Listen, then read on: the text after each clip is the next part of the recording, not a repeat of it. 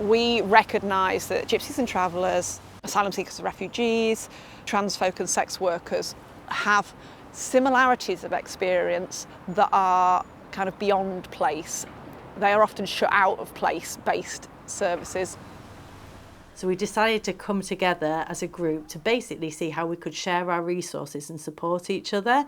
The idea isn't that all of these groups are the same or experience the same thing, but that the mechanisms that exclude them are the same, because they're about stigma and they're about discrimination. So I just wanted to welcome you all to this fantastic event for Gypsy Traveller History Month, where we're celebrating the culture of gypsies and travellers across West Yorkshire. I've been doing this job for 8 years and it still shocks me, the things that people think it's okay to say about gypsies and travellers. So if you imagine, the people that deliver our services are not detached from society, are you? And if generally in society people think it's okay to have those opinions and say those things openly, people that work in our services also think that. I think the catalyst was putting people with lived experience at the heart of our approach. Because the organisations have got trust in their communities, they're able to talk to them about the project, they're able to make them feel comfortable to be able to share their voice. If somebody would have told me, Mags, you're going to be working in Leeds Gate, you're going to be doing this job, I would have said, no way. Do you know what I mean? And I just absolutely love it. And I hope I encourage other gypsy women to be doing the same work what I'm doing. We work with people who are less likely to be thought of when systems are set up. And our commissioning from the margins kind of approach recognises that if we can get things right for these communities, as well as the very valuable and valid thing of making things better for these people, we can also change systems for everybody. Myself and the project are a catalyst. We're not necessarily fixed features in the system. We're part of a programme that is looking to create lasting change. And if that happens, I hopefully won't be necessary anymore.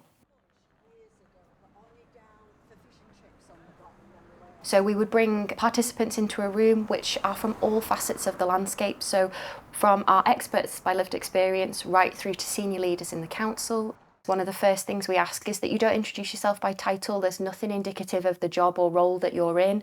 It is purely a listening space. And the things we get out of those sessions are brilliant.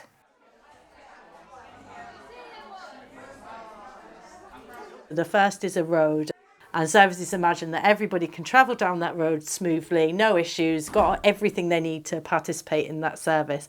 However, we know for lots of communities that is not the case, and that might be a barrier that's set up through racism or discrimination or stigma that mean that some people find it a lot easier to travel down that road than other people do. So bridges were the efforts that services make to include those people. So often with gypsies and travellers, that looks like a specialist service or an outreach service.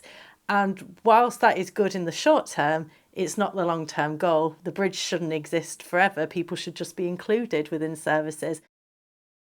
The other way in which people navigate those services are tunnels. So they're people's self-navigation. So often that's a way in which people find to access something based on the networks and assets and skills that they have available to them. So it might be things like sharing an address, or it might be things like finding a friendly GP and everybody sharing that information within the community.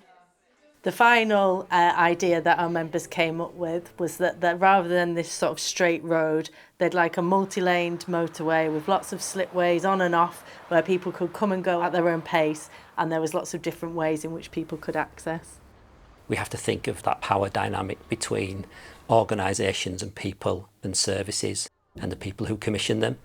I think the important thing is to think as we're all equal partners. One of the key things is we haven't got all the answers individually. I think if I could give one thing to encourage this work to be effective, is be brave. And in order to affect actual change in these systems, we have to be the willing parties to stand up and say, no, I'm not going to do it like it's always been done. I am going to be different, and I will model that difference in every part of me. Every day that I get up, I think about the fact that I have to be brave, I have to be challenging, I have to be disruptive, and not necessarily disruptive in the way that people like to think about disruption. We talk about productive disruption all the time. You know, we want sustainability in this work. We really, really do. And our communities need to see stability.